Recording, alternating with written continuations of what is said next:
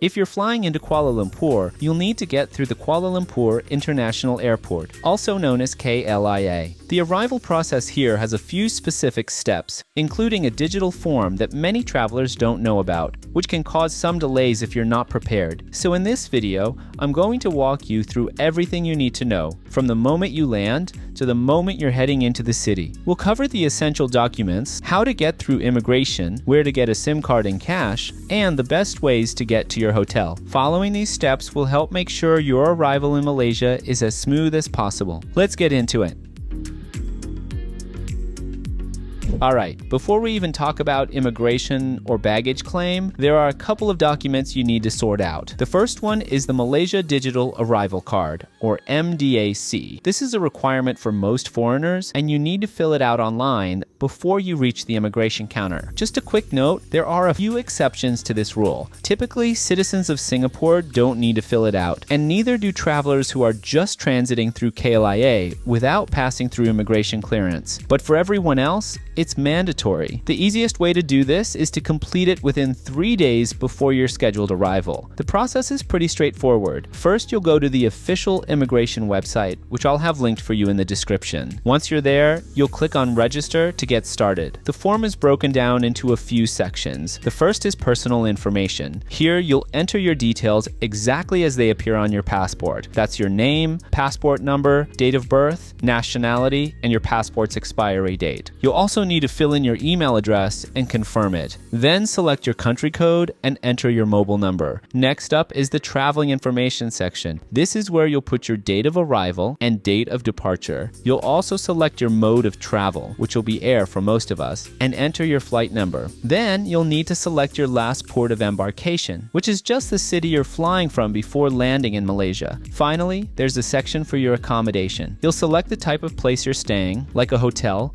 and then fill in the address, state, city, and postcode in Malaysia. Once you submit the form, you'll get an acknowledgement with a PIN sent to your email. You can then use that PIN on the website's check registration section to view or download a PDF of your completed MDAC. If you happen to forget, you'll see QR codes in the immigration hall that let you fill it out on your phone. But doing this in advance is much better, as it saves you from waiting in an even longer line. You don't need to print anything. The information is sent directly to the immigration system. Next is the yellow fever vaccination certificate. This is only required if you're arriving from a country with a risk of yellow fever transmission, which includes many nations in Africa and South and Central America. It's a good idea to check the Malaysian Ministry of Health website for the latest official list to see if this applies to you. I'll explain exactly how to present this certificate during the immigration process later in this video. So after you get off the plane and walk through the initial gate area, you might find you're not in the main terminal building yet. Many international flights arrive at a satellite terminal. To get to the main building, you'll just need to follow the signs for the Aero train. This is a free automated train that connects the satellite terminal to the main terminal where immigration is located. The ride only takes a couple of minutes. Just get on the next one that arrives,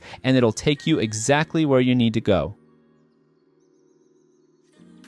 Once the train drops you off, you'll be in the main terminal and can head to immigration. If you hold a passport from one of the eligible countries, like the United States, Australia, New Zealand, and many in Europe, you can use the e-gates, which are the automatic gates located on the right side of the hall. This is the fastest option. You just scan your passport and you're through in seconds. For most other nationalities, you'll have to go to one of the manned counters to speak with an officer. And if you're a traveler who needs to show a yellow fever certificate, this is where you'll handle that. Before you get in the immigration line, you'll need to go to the health screening counter, which is located on the right-hand side of the hall. You'll show them your vaccination certificate, and they will give you a small clearance paper. You then take that paper, along with your passport, to the immigration officer.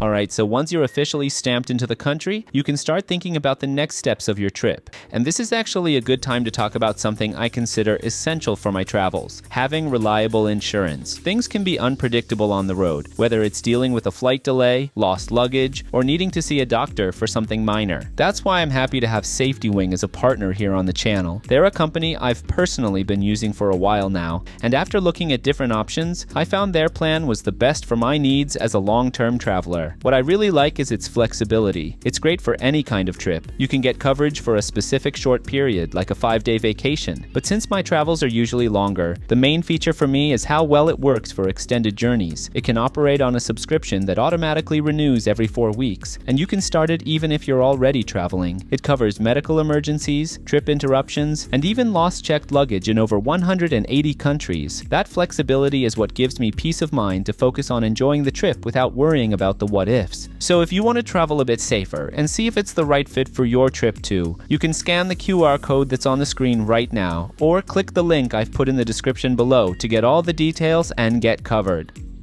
After you clear immigration, it's time to pick up your bags. The baggage carousels are located right past the immigration hall. Just check the overhead screens for your flight number to find the correct belt and go grab your luggage. If you have checked luggage, maybe you will need to pass it through a customs X-ray scanner after you pick it up. This is usually a very quick process. From there, you just follow the exit signs and you'll walk out into the main arrivals hall. Once you're in the arrivals hall, there are 2 things to take care of before heading to the city: getting local currency and a SIM card. While you can use a card in many places, it's always a good idea to have some Malaysian ringgit for smaller shops or street food. You'll find several ATMs in the hall, but I prefer to use Maybank, which is a reliable and easy-to-use option to withdraw some cash. Besides the ATMs, you'll also see several currency exchange counters. While they're convenient, you'll generally get a much better exchange rate by using an ATM from a local bank. Just be sure to check what your home bank charges for foreign transaction fees. Next, for internet access, you might see some SIM card booths before immigration, but it's better to wait until you're in the main arrivals hall for more options. I went with a provider called ToonTalk. I got a plan with 150 gigabytes of data valid for 30 days for about 35 ringgit, which is around $8. The signal was reliable almost everywhere I went in the country. Now that you have internet access, this is the perfect time to download a few apps that will make your time in Malaysia much easier. The first and most essential is Grab. We're about to talk about using it to get to the city, but it's so much more than just a ride-hailing app. You can also use it for food delivery with Grab Food, which is perfect for those lazy nights in. Another really useful one is Touch and Go e-wallet. Malaysia is moving more and more towards being a cashless society, and you'll see QR codes for payment at tons of places, from street food stalls to convenience stores. You can top up the wallet with your credit card, and it makes paying for small things super convenient.